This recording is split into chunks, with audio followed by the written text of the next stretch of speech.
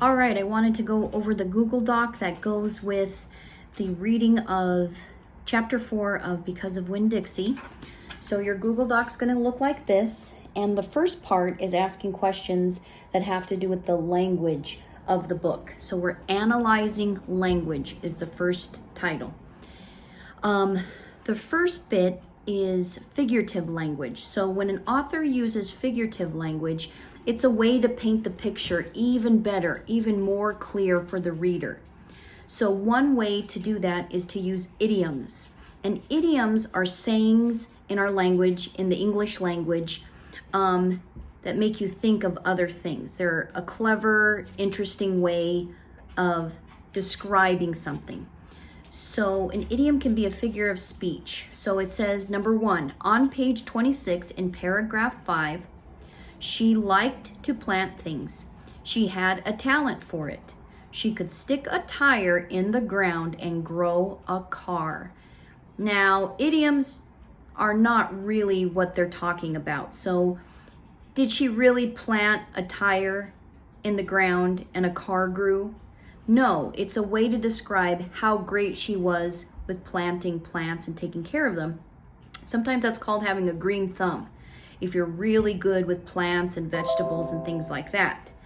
So the way that the preacher was describing Opal's mom was that she was really good with plants. She could plant a tire in the ground, something that doesn't grow, and a car would grow from that. So that is an idiom, okay? So I'm wanting you to explain in your own words, she really didn't do these things. What does this phrase really mean? So in your own words, what do you think the author really meant by that idiom? Okay, that's number 1. Number 2, on page 27 in paragraph 6, the book says she couldn't make head or tail of a piece of meat. What does this idiom or saying mean? What does that mean? The preacher was talking about that she wasn't a very good cook. So what do you think that phrase might be explaining to the reader? And I want to hear it in your own words, okay? So restate the question, complete sentence. Number 3, this is another figurative language, something that authors use to paint a picture very clearly in your mind. It's called a metaphor. And a metaphor is a creative way to describe something using the word like. So you're comparing something to something else. She has been comparing her father, the preacher, to a turtle. He's like a turtle, and he pulls his neck back into his shell. She's comparing her father to that. That's a metaphor. So another metaphor in that chapter was, on page 28 in paragraph 4, the preacher says, she said it made her feel like a bug under a microscope. Like a bug under a microscope. Now, was she really a bug under a microscope? No, she felt like a bug.